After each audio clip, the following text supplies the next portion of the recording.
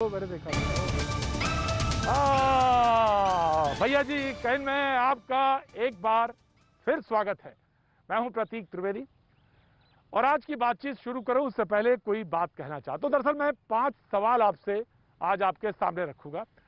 ये 5 सवाल देश के कोने कोने से हैं, बड़े लाजमी सवाल हैं और इस वक्त पूछे जा रहे हैं। भैया जी कहीं में आज क्योंकि अब आप सामने होते नहीं हैं, सवाल आपके मेरे सामने आते हैं, तो वो 5 सवाल मैं सबसे पहले आपके सामने रखेंगे। और ये 5 सवाल दरअसल वो हैं जो देश के कोने कोने से आवाजें आई हैं उनको। पहला जो सवाल है वो जयपुर से आता है, ठेले पर जिंदगी। आप इस सवाल को देखिए, इस सवाल से क्या निकला, मैं उसके बाद आता हूं। ठेले पर जिंदगी।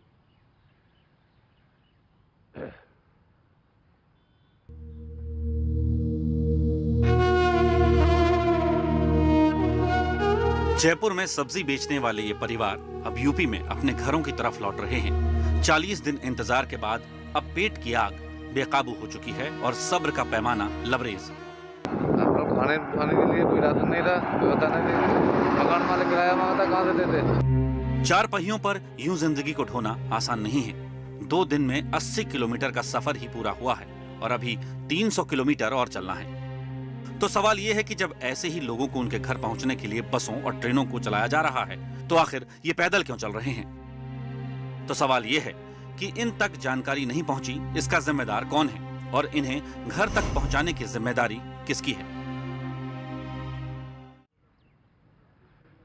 जनाब सवाल देखते रहिएगा, सवाल बहुत महत्वपूर्ण है। और जब ये जहां पे रुके हुए थे ये झुंझलाहट बढ़ती गई और जब बढ़ गई ज्यादा तो हाथ में पत्थर आ गए और लोगों ने इस झुंझलाहट को दर्शा दिया सूरत पे।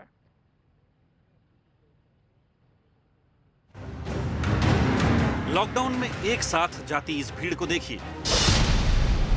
अब जरा इन तस्वीरों को देखिए। सूरत में फंसे प्रवासी मजदूरों को जब कोई रास्ता नजर नहीं आया तो वो सड़कों पर उतर आए, पुलिस पर पत्थर फेंके और हंगामा किया। मेरे बच्चे को अभी नहीं ऐसे कर सकते हैं सर, आप जो सजा दीजिए हमको दे दीजिए सर, मेरे बच्चे छोड़ दीजिए। हालात काबू में करने के लिए पुलिस को सख्ती करनी पड़ी, आंसू गैस के गोले तक दागने पड़े।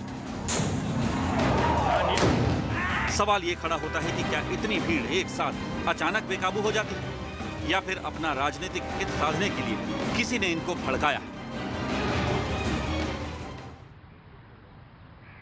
मैंने आपसे कहा कि आप सवाल नोट करते रहिएगा क्योंकि बहस में ये मुद्दे काम आएंगे आपके। ये आपके सवाल हैं, दरअसल आप हमारे सामने आसपास नहीं होते, लेकिन आपके तमाम सवाल मेरे पास पहुंचते रहते हैं। जी हाँ, मुझे मालूम है ममता नेगी ने मुझे ऋषिकेश में कहा है कि उनके मकान मालिक उनसे पैसे मांग रहा है, पैसे देने के लिए नहीं है। जी ये सवाल मेरे पास है, मैं इसको रखूंगा। आज की बहस का ये बेहद मुद्दा होगा कि आखिर कैसे इससे निपटा जाए। तीसरा जो अहम है वो ये, जिंदगी और मौत का खेल तो चल ही रहा था, इसमें हुआ ये कि शराब पता नहीं कहां से आ गई और नशा आखिरकार जीत गया।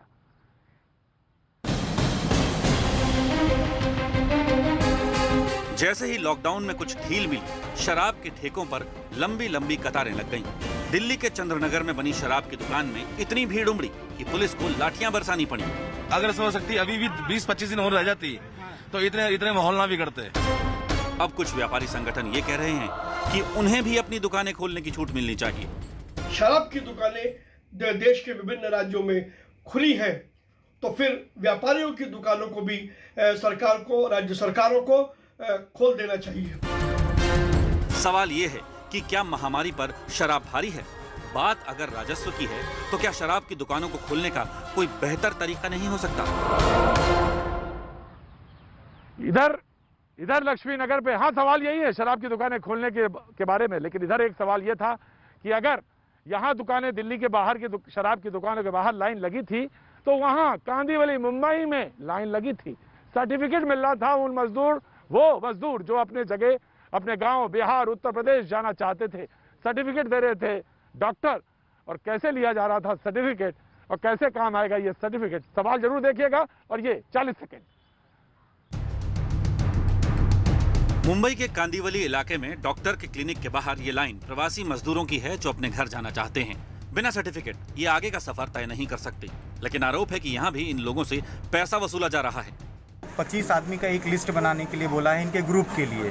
तो ये अगर एक आदमी ही करके जाएगा तो 24 आदमी तो जो है एकदम टेस्टिंग से अछूते रह जाएंगे। गांव में कहा जा रहा है कि ग्रामीण क्षेत्र में कि कलेक्टर ऑफिस तय करेगा, यहाँ बताया जा रहा है कि पुलिस स्टेशन तय करेगा। पुलिस स्टेशनों में कहीं पर इंतजाम है, कहीं पर इंतजाम नहीं है। सर्टिफिकेट आज लिया, सफर 10 दिन बाद किया तो इसकी वैधता क्या रह जाएगी?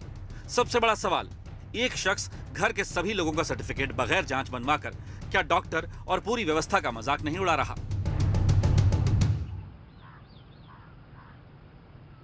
मैंने कहा सवाल आप नोट करते जाइएगा। ये चौथा सवाल था व्यवस्था का मजाक, और ये जो 5वीं रिपोर्ट है वो मेरठ से आ रही है। जी हाँ, पश्चिमी उत्तर प्रदेश का शहर मेरठ इस समय हॉटस्पॉट है। पूरा का पूरा शहर हॉटस्पॉट, पूरे रिस्ट्रिक्शंस रहेंगे, कहीं कोई छूट नहीं।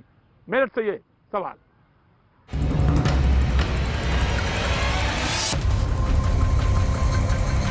कोरोना के बढ़ते मामलों को देखते हुए यूपी के मेरठ शहर को कंटेनमेंट जोन घोषित कर दिया गया है। मेरठ में पिछले 24 घंटों में कोरोना के 26 नए मामले सामने आए हैं और एक शख्स की मौत हुई है। हालात को बिगड़ता देख पूरे शहर को हॉटस्पॉट में तब्दील कर दिया गया, यानी लॉकडाउन में मिलने वाली कोई भी छूट मेरठ में मान्य नहीं होगी। आगरा के बाद मेरठ में कोरोना के बढ़ते मामले यूपी सरकार के माथे पर पसीना ला रहे हैं। अब सवाल यह है कि लॉकडाउन के दौरान मेरठ में मामले क्यों बढ़े? क्या योजना बनाने वाले लोग कोताही बरत रहे हैं या अभी लॉकडाउन खोलने का सही वक्त नहीं आया है?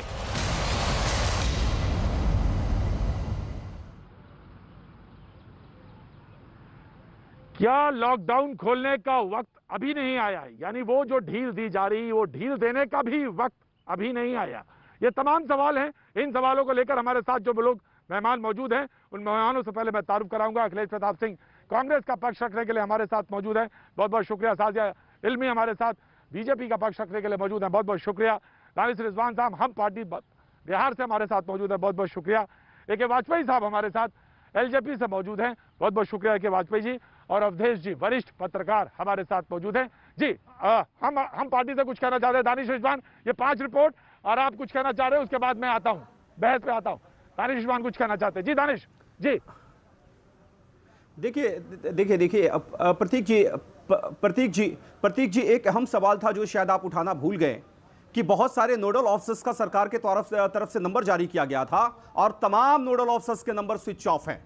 मैं अभी भारतीय जनता पार्टी की शाजिया इल्मी बैठी हुई हैं, मैं उनसे मांग करता हूं कि क्या ऐसे नोडल ऑफिसर्स के ऊपर में ये कार्रवाई करेंगी जिनको ये जवाबदेही दी गई थी कि अलग अलग राज्यों में फंसे हुए लोगों को उनके प्रदेश में भेजना है, लेकिन तमाम ने अपना नंबर स्विच ऑफ कर दिया। जिम्मेदारी है, दूसरी तरफ ये जमातियों के ऊपर में भारतीय जनता पार्टी सरकार के अधीन हो या फिर राज्य सरकार के, उसको बिल्कुल उसके खिलाफ कार्रवाई होनी चाहिए और होगी। और इसका प्रमाण अगर दिया जाए, और ये बात भी आप कहिए कि अगर राज्य सरकारों के अधीन है और या केंद्र सरकार के अधीन है, और चाहे वो राज्य सरकार, आप नंबर लगा दीजिए, किसी एक नोडल ऑफिसर से मेरी बात करा दीजिए। शाजिया जी, किसी एक नोडल ऑफिसर का नंबर लगा लीजिए, अगर ऑन होगा तो मुझे बताइएगा। किसी एक नोडल ऑफिसर का नंबर लगा लीजिए, अगर वो ऑन होगा तो मुझे बताइएगा, मैं पॉलिटिक्स छोड़ दूंगा। बिहार से 27 तकरीबन ऑफिसर्स का नंबर जारी किया गया है, किसी एक, मैं बिहार का ही आपकी सरकार है बिहार में मैडम, भारतीय जनता पार्टी की सरकार है बिहार में, किसी एक नोडल ऑफिसर को फोन लगा लीजिए, और अगर फोन लग जाए तो मुझे बताइए। लेकिन मैं आपको बता दूं, यूपी में एक एक करके दानिश बोलने दीजिए, शाजिया को बोलने दीजिए। दानिश एक एक करके बोलेंगे, एक एक करके बोलेंगे। जौनपुर और कानपुर ऐसे जगहों में एक एक अफसर, एक एक एसडीएम, एक एक तहसीलदार, कोतवाली का हर एक कांस्टेबल पूरी तरह से सतर्क है। डाक विभाग के जरिए कुछ हमने लोगों तक उनके पैसे नहीं पहुंच पा रहे थे। मैडम, आप बिहार की मैं बात कर रहा हूं और आप अमेरिका की बात कर रही हैं। मैं बिहार की बात कर रहा हूं और आप यूपी की बात कर रही हैं। मैं बिहार की बात कर रहा हूं मैडम। दानिश बिहार एक बात तो सुनना पड़ेगा। बिहार की बताइए ना, एक बात तो सुनना पड़ेगा। बिहार की बताइए ना। नहीं प्रतीक जी, ये झूठ बोल रही है। नहीं दानिश एक बात तो समझनी पड़ेगी। ये गलत बोल रही है। मैं बिहार की बात कर रहा हूँ, ये उत्तर प्रदेश।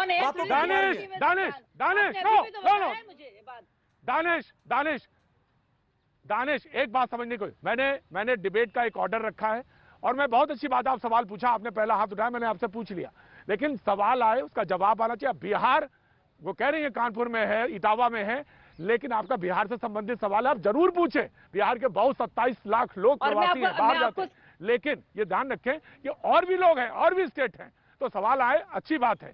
जी, अब शाजिया को जवाब देने दीजिए, आप सुनिए। जी देखिए जो दानिश ने सवाल उठाया है, अभी भी उठाया है बिहार से संबंधित, अगर नोडल ऑफिसर्स फोन नहीं उठा रहे हैं या हेल्पलाइंस नहीं उठा रही है तो ये बहुत गलत बात है और इसकी जिम्मेदारी राज्य सरकार वहां पे लेगी।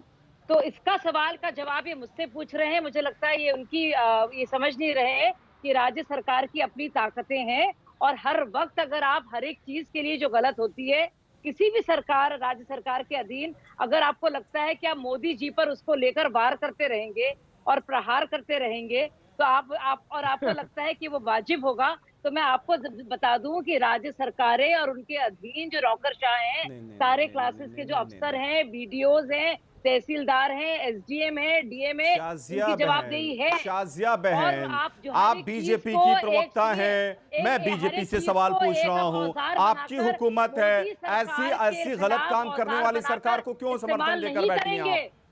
और ना ही इस्तेमाल करने देंगे आपको। मैं किससे पूछूं? आप ही, अब मोदी जी ने आकर कहा था बिहार में डबल इंजन की सरकार है, मोदी जी ने कहा था कि आप नीतीश जी का चेहरा नहीं देखते, हमारा चेहरा देखकर भी वोट दीजिए, मोदी जी ने कहा था। अरे क्या बोल रही है लोकसभा चुनाव में भारतीय जनता पार्टी के नेता। ठीक है दानिश, देखिए शाजिया बहन, चीजें ऐसे नहीं चलती, चीजें ऐसे नहीं चलती है, चीजें ऐसे नहीं चलती है शाजिया, ऐसे नहीं चलती। देखिए दानिश, दूसरी चीज है तो आप मोदी जी को नहीं आड़े हाथ लेते।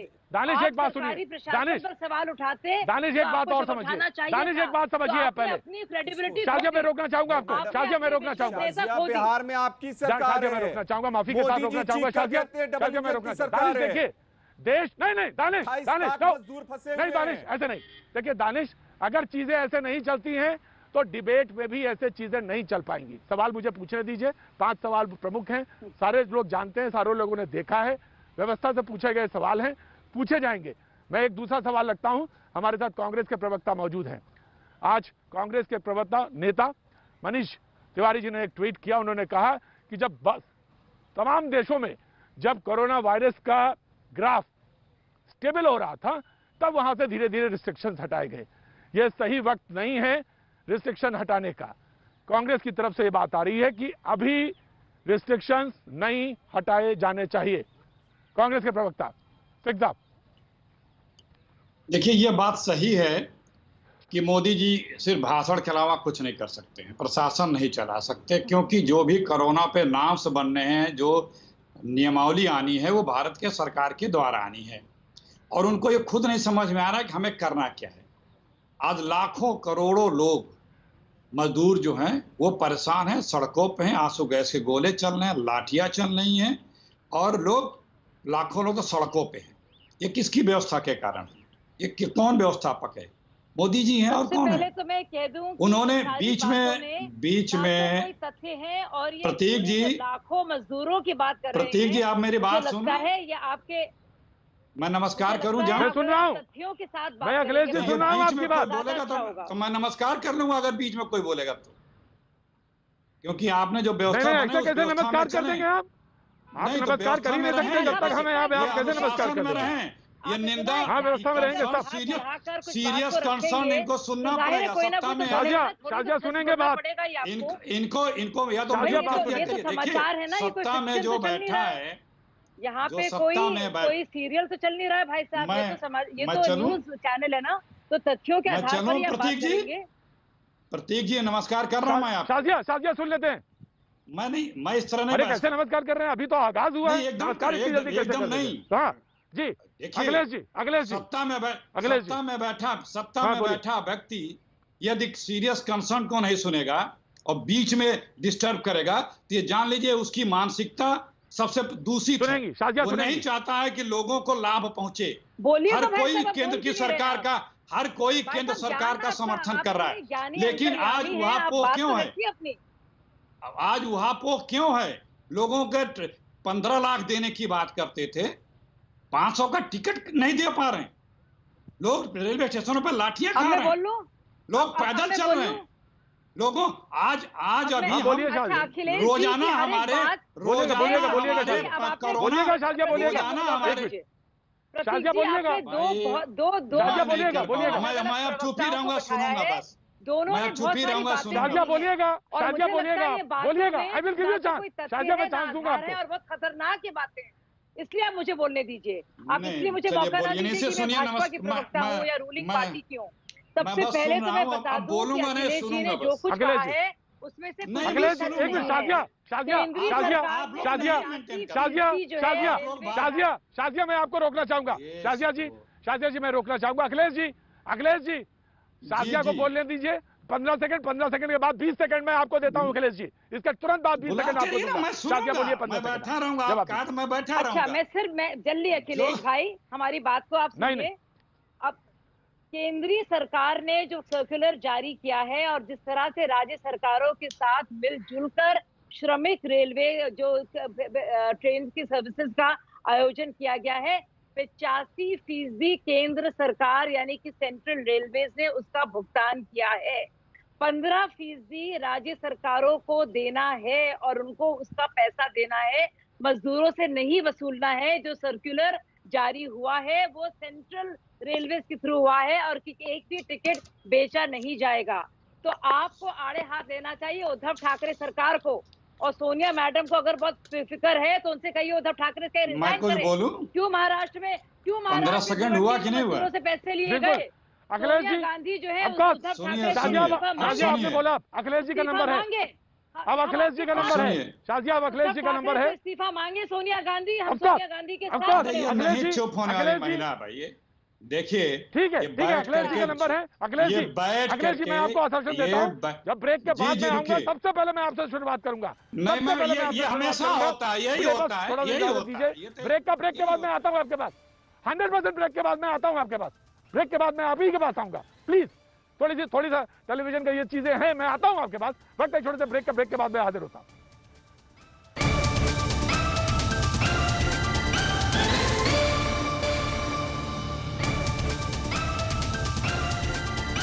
भैया जी कहीं मैं आपका एक बार फिर स्वागत है। बातचीत के सिलसिले को शुरू करने के लिए एक बार फिर से मैं यहाँ हाजिर हूँ। मैं बताऊं जब ब्रेक पे गया तो मैंने 5 सवाल पूछे थे, 5 सवाल थे, वो 5 जगह से थे। जैसे मैंने जयपुर से सवाल पूछा था, जो जयपुर के सवाल आया था, ठेले पे जिंदगी, एक मजदूर परिवार जो ठेले पे जिससे वो सब्जी बेचता था उस पर ठेले पे लाद कर पूरे परिवार को जा रहा था 800 किलोमीटर यूपी की तरफ। सवाल यह है कि किसका दोष है, राज्य सरकार या केंद्र सरकार? सवाल यह है कि हम पत्रकारों से भी पूछा जाना चाहिए। तो हमेशा हिंदू मुसलमान की डिबेट कराते रहते, जानकारी वहां तक कैसे नहीं पहुंच पाई, हमारी भी एक जिम्मेदारी होती है। बहरहाल ये तमाम सवाल है। सवाल ये भी था कांदीवली मुंबई से कि डॉक्टर सर्टिफिकेट दे रहा है, क्योंकि जो प्रवासी जाना चाहते हैं मुंबई से अपने गांव, उनको एक मेडिकल सर्टिफिकेट लेना होगा। लेकिन परिवार से एक आदमी आता है, 10 लोगों के सर्टिफिकेट बना के ले जाता है। सफर 10 दिन बाद होगा या 15 दिन बाद, कोई पता नहीं, या अब 5 दिन बाद। तो सवाल यह है कि वो सर्टिफिकेट किस काम का आएगा? कहीं मजदूर गुस्सा हैं, उन्होंने ईंटा उठा लिया। कहीं सूरत की कहानी है, सूरत में जो काम करने वाले लोग हैं वो आखिर राजनीति का शिकार हुए, या कहीं ना कहीं कोई बात है जो एड्रेस करने की जरूरत है। ये 5 सवाल थे जो मैंने पूछा। मेरठ जो कि पूरा का पूरा हॉटस्पॉट पे तब्दील हो गया है, एक की डेथ, 26 केस नए आए हैं।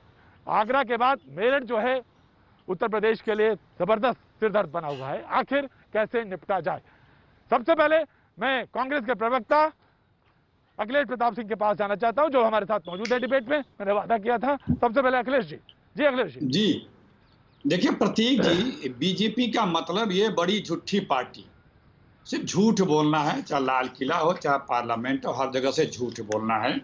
जो रेल मंत्रालय ने सर्कुलर जारी किया था 2 पन्ने का 2 तारीख वाला, उसके पॉइंट 11 में जो सी कॉलम है उसमें बड़े साफ साफ अक्षरों में लिखा है, the local state government authority shall hand over the ticket to the passenger cleared by them and collect the ticket fare and hand over the total amount to the railway. और हमको तमाम लोग जो टिकट कटाए हैं उन लोगों को भी टिकट भेज रहे हैं। मैंने अभी आपके ऑफिस में भी उस टिकट की एक कॉपी भेजी है, जिसमें रेलवे खुद नीचे लिखता है कि टोटल फेयर का हम सिर्फ 57% चार्ज कर रहे हैं। ये रेलवे उस प्रिंटेड टिकट में जो सूरत से धनबाद का टिकट है, जो ट्रेन आज चलनी है, कल टिकट कटाया था पैसेंजरों ने और उन लोगों ने, किसी ने हमको भेजा था, उस पर भी साफ साफ लिखा हुआ है बीजेपी के लोग क्यों नहीं प्लेटफॉर्मों पे चले जाते हैं, कहते हैं भैया कोई टिकट नहीं लगेगा, मोदी जी का आदेश है, आप लोग बिना टिकट बैठिए, जाके बैठ के बिठाओ। और देखिए बात ये है कि जो मोदी जी हैं, आज मोदी जी क्या हैं, मोदी जी जो हैं टेलीविजन के विजन वाले हैं। ये जो टेलीविजन का विजन है, ये इस देश को अंधेरे में ले जा रहा है। ये तय करेंगी, ये एंकर है ना, हमें पता है यही एंकरिंग करेंगे न्यूज 18 में। नहीं यही प्रतीक जी आपको टेक ओवर कर लिया, प्रतीक जी इन्होंने आपको टेक ओवर कर लिया, यही तय करेंगी। शाजिया इनको 2 सेकंड और दे दो। शाजिया एक लाइन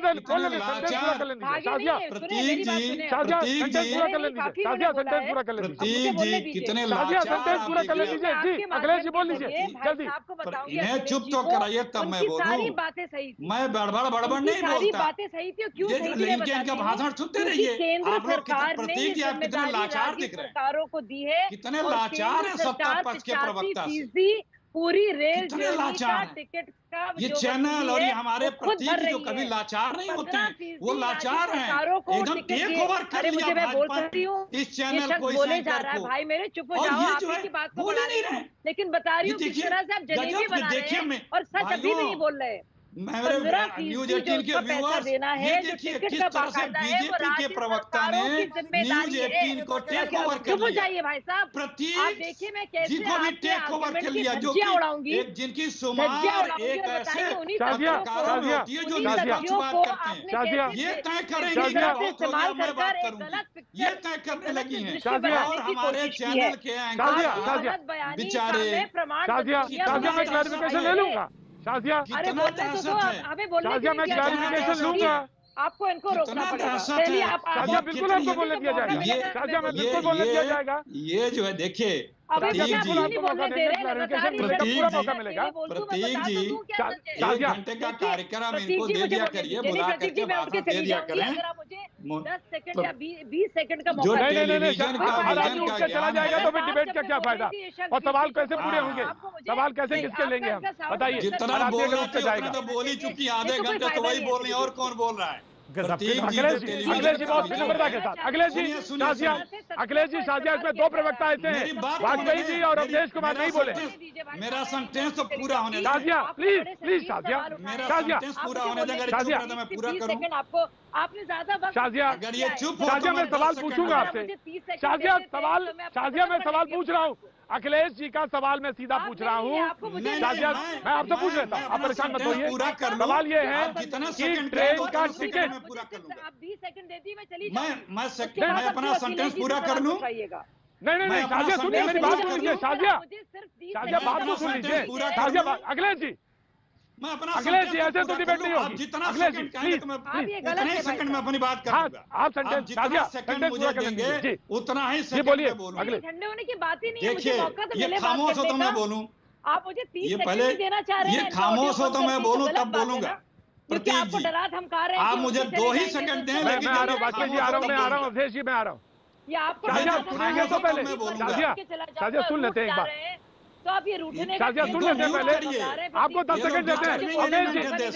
अखिलेश जी प्लीज शाजिया ना शाजिया नहीं, शाजिया ऐसे नहीं। शाजिया मैं बिल्कुल आपको बोलने का मौका मिलेगा। शाजिया मैं बिल्कुल मौका दूंगा। अखिलेश जी 10 सेकंड। प्रेशर में नहीं आना चाहिए। चलिए ठीक है, इनको चुप करिए पहले। अखिलेश जी 10 सेकंड। मुझे किसी का प्रेशर नहीं, बीच में शोर में नहीं, मुझे किसी का प्रेशर नहीं। अखिलेश जी 10 सेकंड। देखिए ये जो आदरणीय मोदी जी का टेलीविजन का जो विजन है, ये देश को बड़े अंधेरे में ले जा रहा है। स्पष्ट नीति होनी चाहिए कि कैसे आज की तारीख में कंफ्यूज है, सब कुछ कंफ्यूज है। रेलवे ट्रेन देगी कि नहीं, प्रदेश ट्रेन मांगेगा कि नहीं, लोग जा पाएंगे कि नहीं, रजिस्ट्रेशन क्यों हो रहा है अगर ट्रेन नहीं है तो, कितने लोग 10-12 करोड़ मजदूर हैं, कोई प्लानिंग है? लाखों लोग सड़कों पे हैं। हमको भी बोलने दो। ठीक है सवाल लिया, कोई प्लानिंग है? शाजिया ना शाजिया अब आप अखिलेश जी आप सुनिए। शाजिया ना शाजिया कोई, मैं आ रहा हूँ, वाजपेयी जी आ रहा हूँ, वाजपेयी जी मैं आ रहा हूँ, वाजपेयी जी आ रहा हूँ। आधा घंटा हो गया, काय के लिए बिठाया? मैं उतार रहा हूँ, मैं भी शाजिया, उतारने की शाजिया बात सुनिए। करूंगा। अरे हाँ, एक बोलिए, मिनट बोलिए। बोलने दीजिए, मैं इसके बाद नहीं नहीं बोलूंगी। आप ठीक है। हमको सुनिए ना, वाजपेयी जी, हमको बोलने दीजिए। आप मनाते रहिएगा उनको। देखिए आप इतनी देर हो गई, आधा घंटा हो गया, आपने एक बार बोलने का मौका नहीं दिया प्रतीक जी। आई एम सॉरी प्रतीक जी। देखिए ये अखिलेश मैं आ रहा हूँ, बाबू वाजपेयी जी आ रहा हूँ। शाजिया, शाजिया, शाजिया, शाजिया, शाजिया, मैं स्पष्टीकरण दे दूं। शाजिया सुन तो लीजिए, दूसरे पैनलिस्ट भी हैं। शाजिया दूसरे पैनलिस्ट भी हैं। आप टेलीविजन पे बहुत अच्छा की कोशिश कर रहे हैं आपके मामले में। मैं नहीं बोल पाई। देखिए मैं उसे नहीं काउंट करूंगी। एक एक शख्स को आप मुझे 30 सेकंड बोलने का मौका क्यों नहीं दे रहे हैं? मैं आपसे ही पूछ रही हूँ। अच्छा आप 30 सेकंड बोल लीजिए। वाजपेयी जी, वाजपेयी जी आप ध्यान रख लीजिए। शाजिया 30 सेकंड आप बोल लीजिए। चलिए 30 सेकंड आप बोल लीजिए। मैं आपको डंके की चोट से ये कह रही हूँ कि कोई मैं भी चाहूँ तो नहीं इन्हें है। डिस्टर्ब कर सोनिया सकता हूँ। गांधी जी इन्होंने को मुझे कोई डिस्टर्ब सूचना किया नहीं था, मैं मिली है, कर उनके सकता हूँ। अखिलेश जी आप लेकिन अखिलेश जी, अखिलेश जी, और मैंने कहा मैं नहीं करूंगा। फिर से आपके भाई साहब कैसे होगी बात? देखिए सोनिया जी को पता नहीं है बेचारी, उनको खबर नहीं मिल पा रही है। कमलनाथ जी को बताना चाहिए था, अखिलेश जी बता देते कि आप मैडम जी आपको पता नहीं है, लेकिन 85% केंद्रीय सरकार दे रही है मोबाइल का और हमें उनका शुक्रिया कहना चाहिए। अरे मैडम रेलवे से जिम्मेदारी समझिए क्या राज्य आप? सरकारों की रेल है। मंत्रालय खुद राज्य कह रहा है कि हम नहीं सरकारें देंगे, जो है बाकायदा स्टेट समझेगा। करेंगी नहीं उन नहीं लोगों को शाजिया जिनको आप आना झूठ क्यों होगा बोल रही ट्रेनों है? में। रेल मंत्रालय ने उसके अपने तहत नोटिफिकेशन में कह दिया, इसका मतलब है कि रेल मंत्रालय का नोटिफिकेशन गलत है। इसका मतलब है रेल मंत्रालय का नोटिफिकेशन गलत है। शाजिया, शाजिया रेल मंत्रालय का नोटिफिकेशन गलत है। रेल मंत्रालय का नोटिफिकेशन गलत है। शाजिया रेल मंत्रालय का नोटिफिकेशन गलत है। ठीक है शाजिया, ठीक है। रेल मंत्रालय का 2 तारीख का नोटिफिकेशन गलत है। ठीक है शाजिया, ठीक है शाजिया, शाजिया 2 तारीख का रेल ठीक मंत्रालय है का शाजिया, नोटिफिकेशन नाम गलत है। वाजपेयी जी, वाजपेयी जी मैं आ रहा हूँ, तेजी आ रहा हूँ। वाजपेयी जी, वाजपेयी जी, ठीक है Shazia. Yes please allow me to speak. नहीं आपको बताना प्लीज होगा ना। Allow me to Vajpayee speak. जी। देखिए चीजों या, को sure। कंफ्यूज क्यों कर रहे हैं? हमें वाजपेयी ये जी। समझ नहीं आ रही कि कोरोना से लड़ना है या कांग्रेस को मोदी से लड़ना है। ये तो समझ लो कम से कम कितना आंकड़ा पहुंच गया अमेरिका में, 70,000 लोग मर अच्छा चुके है ये, हैं। अच्छा पॉइंट है और ये। 12 लाख का आंकड़ा पहुंच ये गया अच्छा पॉइंट है। देखिए ये तो मोदी जी को धन्यवाद तो करो कम से कम कि लॉकडाउन लगा के आंकड़े पे कंट्रोल लगा दिया। सिर्फ 1300 लोग की मौत हुई है अभी तक। अरे वो और हम लोग राहुल 40,000 गांधी को पहुंचे हैं। धन्यवाद आप देखिए, करिए कि आपको अरे दो सुनिए ना आपको राहुल गांधी 12 को फरवरी बोलिए। को राहुल गांधी राहुल जी ने गांधी को बताया था। पहुंच करने की बात। अरे राहुल अब गांधी रेलवे जी का को सुनिए, धन्यवाद आप रेलवे का दीजिए सुनिए कि पहले। राहुल गांधी जी ने अरे 12 फरवरी को वाजपेयी जी, वाजपेयी जी, लॉकडाउन कर दिया वाजपेयी जी। लेकिन तो आपको तो ट्रम्प का प्लेट धोना था। आपको तो ट्रम्प के प्लेट के चक्कर में लगे थे आप। कोरोना फैलाया ट्रम्प के चक्कर में, नमस्ते ट्रम्प प्रोग्राम कराने के चक्कर में कोरोना फैलाया। और आप कह रहे हैं कि मोदी जी को धन्यवाद दो। मोदी जी के कुकर्मों की वजह दानिश की ऑडियो डाउन किया जाए, दानिश की ऑडियो डाउन की जाए। दानिश, ऐसे नहीं दानिश की ऑडियो डाउन की जाए। दानिश ऐसे दानिश नहीं होता। प्लीज प्लीज कॉपरेट Yes, करिए। मेरा कहना ऐसे ये है, डिबेट नहीं होती है। देखिए, मैं बाहर ये हूँ, कांग्रेस आप वाले और अंदर स्टूडियो विरोधी में पक्ष के ऐसे लोग- बात नहीं होती है।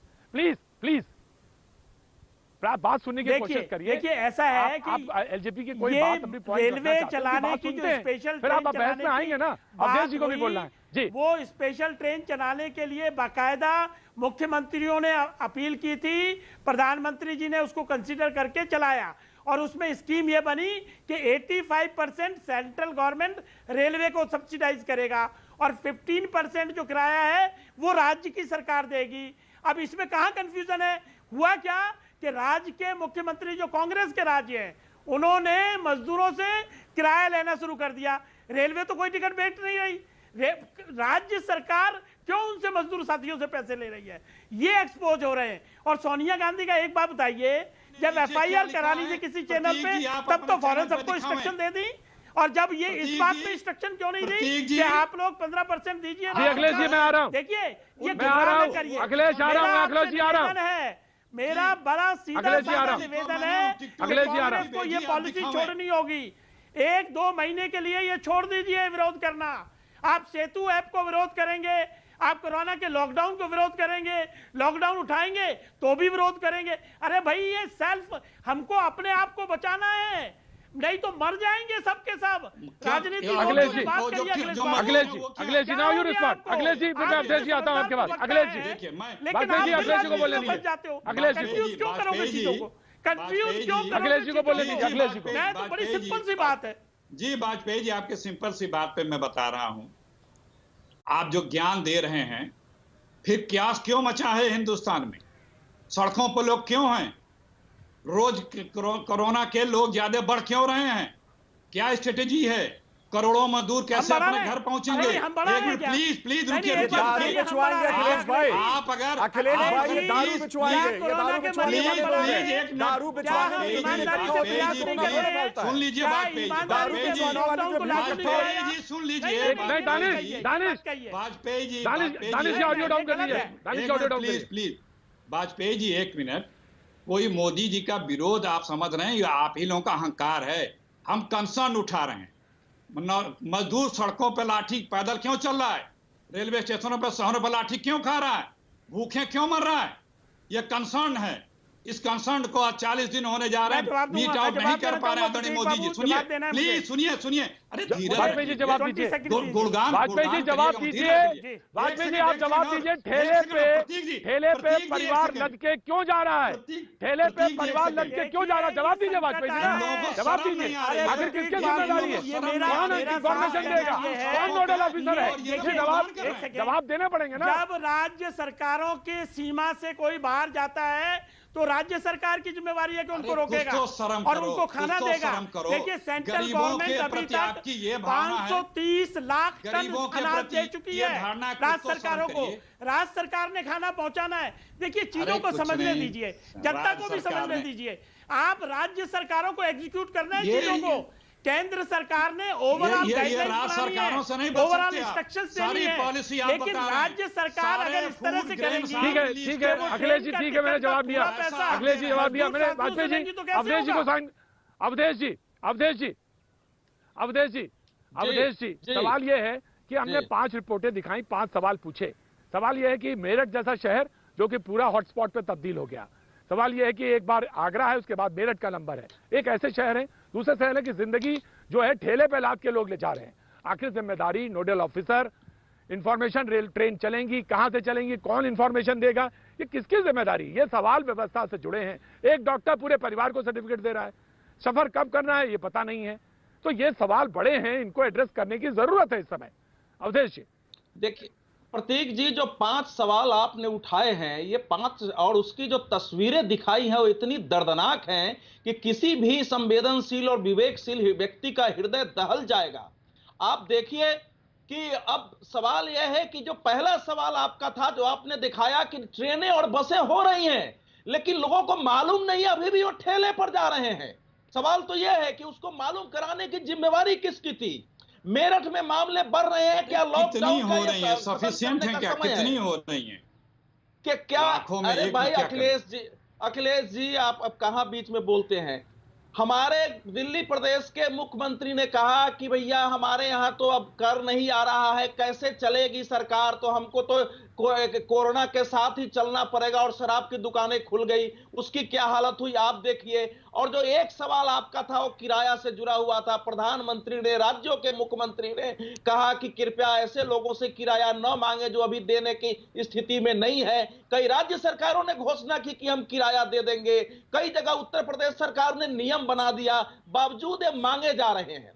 तो इसका मतलब क्या है? इसका मतलब यही है कि राज्य की मशीनरी को जो नीचे स्तर पर पहुंचना चाहिए था, क्योंकि लॉकडाउन की सबसे बड़ी मार समाज के निचले तबके पर पड़ता है। उसमें जो स्थानीय स्तर पर वार्ड का मेंबर है, जो पुलिस का बीट का सिपाही है, जो सोशल वेलफेयर डिपार्टमेंट है, जो विधायक है, जो वहां के मंत्री है, जो एसडीएम है, बीडीओ है, कलेक्टर है, आदेश जी सुनिए आदेश जी, देश के प्रधानमंत्री लोगों को मोटिवेट करके जब थाली बजवा सकते हैं, दिया जलवा सकते हैं, भूखों के ऊपर में फूल बरसवा सकते हैं, तो राज्यों के मुख्यमंत्री को ये नहीं समझा सकते हैं कि किराया माफ करिए? भक्ति इतनी है कि थाली पिट जा रहा है, थाली पिट जा रहा है। इसकी भक्ति है, इसकी भक्ति है। देश की सबसे बड़ी पार्टी, दुनिया की सबसे अमीर पार्टी है भारतीय जनता पार्टी। कितना चंदा दिया है, अरे कितना पैसा दे दिया पीएम रिलीफ में?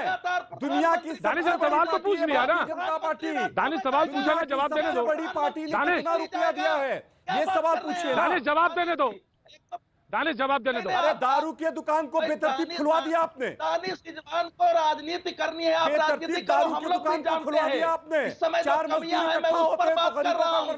भारत इस समय दुनिया में मजदूर इकट्ठा होते हैं तो गरीबों पर लाठियां बरसाते हैं और शराब की दुकान खुलवा कर। दानिश नो नो दानिश नहीं, दानिश ऐसे नहीं, दानिश दानिश ऐसे नहीं, दानिश दानिश दानिश दानिश ऐसे नहीं, नहीं नहीं दानिश मैं ऑडियो डाउन कर दूंगा आपकी, दानिश मैं ऑडियो डाउन कर दूंगा आपकी।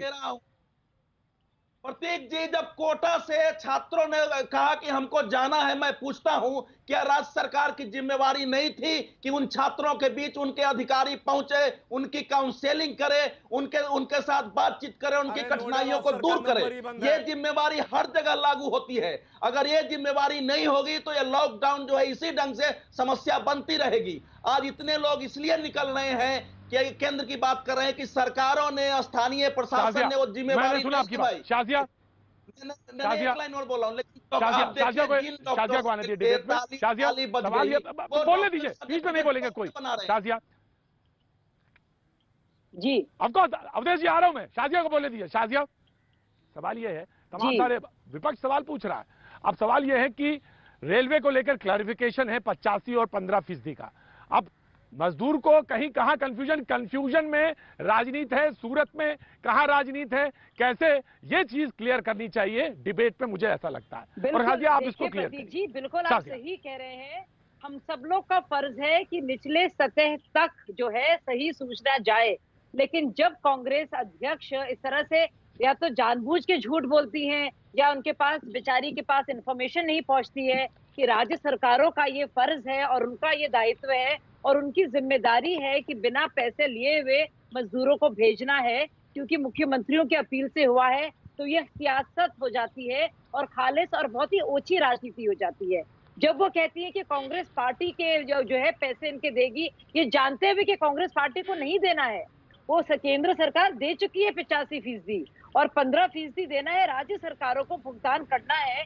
तो बस क्यों एक अध्यक्ष जो है सबसे बड़ी पार्टी की इस तरह से झूठ बोलती हैं, मुझे समझ में नहीं आता। आपको समझ में जी जवाब अगर बड़ा है तो मैं लौट के आ जाऊं बहुत छोटा ब्रेक के बाद। अखिलेश जी बहुत छोटा सा जवाब, अब इन्हें खामोश के देखिए मैं कितना छोटा जवाब, बहुत जल्दी दे दिया, फिर ब्रेक ले लूं मैं। अखिलेश जी बहुत जल्दी से खामोश करिए, शाजिया खामोश करिए, इन्हें खामोश करके जवाब दूंगा, बहुत सटीक जवाब दूंगा। सुनिए शाजिया, मैंने बहुत जल्दी ब्रेक लेना मुझे जी। अखिलेश जी बहुत सामान्य सा एक उदाहरण दे रहा हूँ, एक सबूत। ये कौन है? चुप हो जाए पहले भाई मेरे, इनको चुप तो कराइए। अरे अवधेश जी सुन लीजिए, अवधेश जी सुनिए, मैं बहुत छोटा सा उदाहरण दे रहा हूँ आपको, बहुत छोटा सा प्रूफ दे रहा हूँ। इन्हें खामोश देखिए, बड़ी सीधी सी बात है अवधेश जी, बहुत छोटा सा उदाहरण दे रहा हूँ, उसी से सबके जो झूठ बोलने वालों के चक्षु ज्ञान खुल जाएंगे। बिहार के मुख्यमंत्री ने कहा मेरे पास पैसे नहीं है, मैं रेल भाड़ा नहीं दे सकता हूं, मैं नहीं बुलाऊंगा। कहा था कि नहीं कहा था? बिहार के मुख्यमंत्री नीतीश, डिप्टी सीएम ने बोला और आज बोला कि हाँ मैं दूंगा पैसे, रेल भाड़ा मैं दूंगा, मैं बुलाऊंगा। और मैंने अभी आपके पुनीत जी को 2 टिकट भेजा है सूरत से धनबाद का, उसमें खुद रेलवे लिखता है कि जो फेयर है वो उसका सिर्फ हम 57% रिसीव कर रहे हैं। Indian railway recover only 57% cost of travel on average. ये जो श्रमिक एक्सप्रेस का टिकट कटा है उसका टिकट मैंने आपको भेजा है, आप अपने चैनल पर दिखाइए प्रतीक जी, और इनके मुंह पे मार दीजिए झूठ बोलने वालों को। बीजेपी अवधेश जी कह रहे हैं टिकट बिक ही नहीं रहा है तो कैसे टिकट आया? अखिलेश जी ने कहा, अखिलेश जी कह रहे हैं कि टिकट आपको भेजा है, मुझे भेजा है। अखिलेश जी कहते हैं टिकट भेजा है, अवधेश जी कह रहे हैं टिकट आया कहां से? ये जो गुत्थी है इसको सुलझाएंगे। वक्त एक छोटे से ब्रेक का, ब्रेक के बाद मैं हाजिर होता हूं। सवाल वो 5 हैं, 5वां सवाल फिर से दिखाएंगे क्योंकि मैं जानता हूं वही बेसिक सवाल है।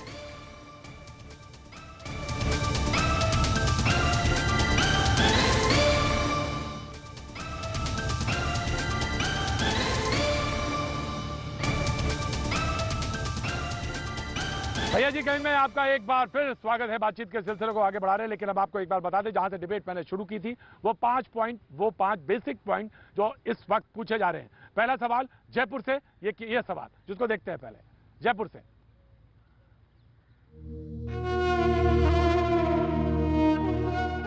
जयपुर में सब्जी बेचने वाले ये परिवार अब यूपी में अपने घरों की तरफ लौट रहे हैं। 40 दिन इंतजार के बाद अब पेट की आग बेकाबू हो चुकी है और सब्र का पैमाना लबरेज। हम लोग खाने के लिए कोई राशन नहीं था, कोई बताना नहीं, मकान मालिक किराया मांगता, कहाँ से देते। 4 पहियों पर यूं जिंदगी को ढोना आसान नहीं है।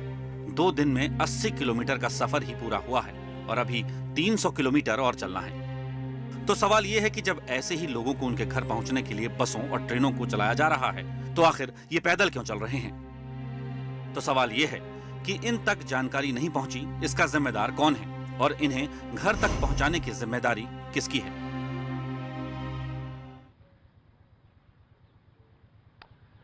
मैं ये कह रहा हूं कि जब आप बहस करें, बहस में शरीक हों, तो इन सवालों को, इन दृश्यों को, इन विजुअल्स को जरूर ध्यान रखें। दूसरा सवाल सूरत से।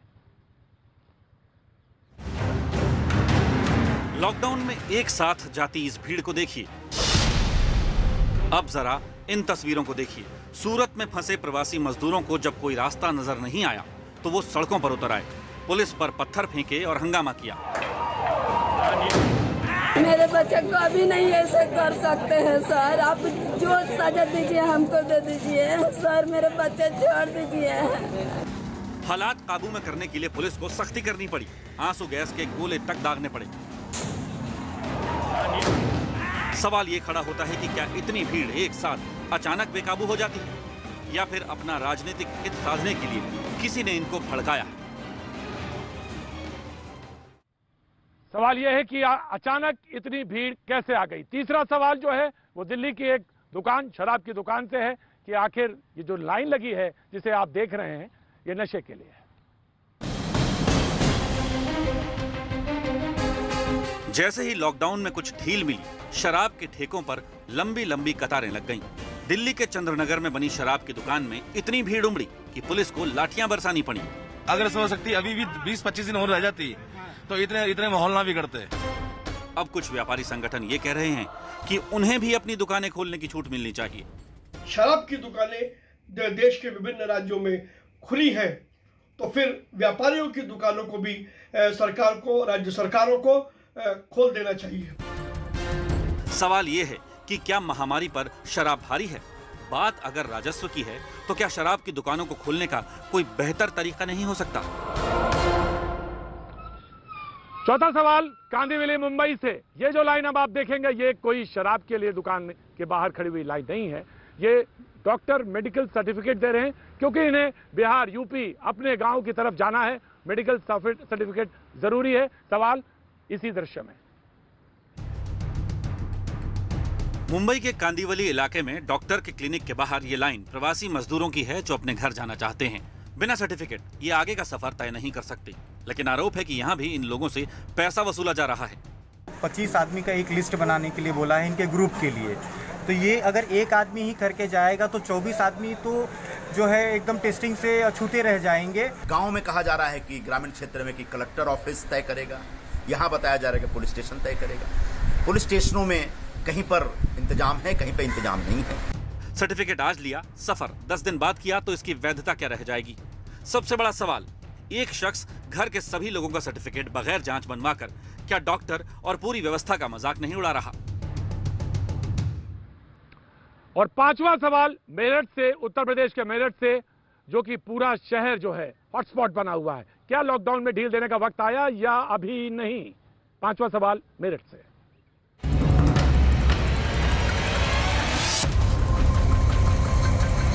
कोरोना के बढ़ते मामलों को देखते हुए यूपी के मेरठ शहर को कंटेनमेंट जोन घोषित कर दिया गया है।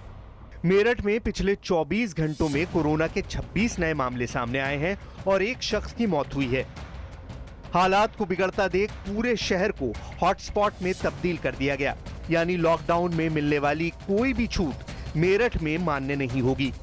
आगरा के बाद मेरठ में कोरोना के बढ़ते मामले यूपी सरकार के माथे पर पसीना ला रहे हैं। अब सवाल यह है कि लॉकडाउन के दौरान मेरठ में मामले क्यों बढ़े?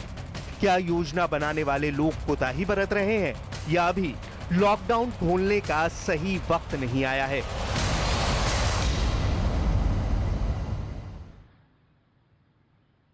तो यही सीधे सवाल थे जो कि इस वक्त पूछे जा रहे हैं और हम सीधे बहस की तरफ रुख करेंगे। हमारे साथ ए.के. वाजपेयी साहब मौजूद हैं। वाजपेयी जी, ये दृश्य आपने देखे, बिल्कुल उम्मीद है कि पूरी बहस में ये सामने होंगे, बहस आगे बढ़ेगी। वाजपेयी जी, ये वो तमाम बेसिक सवाल हैं जो हर आदमी पूछ रहा है इस वक्त।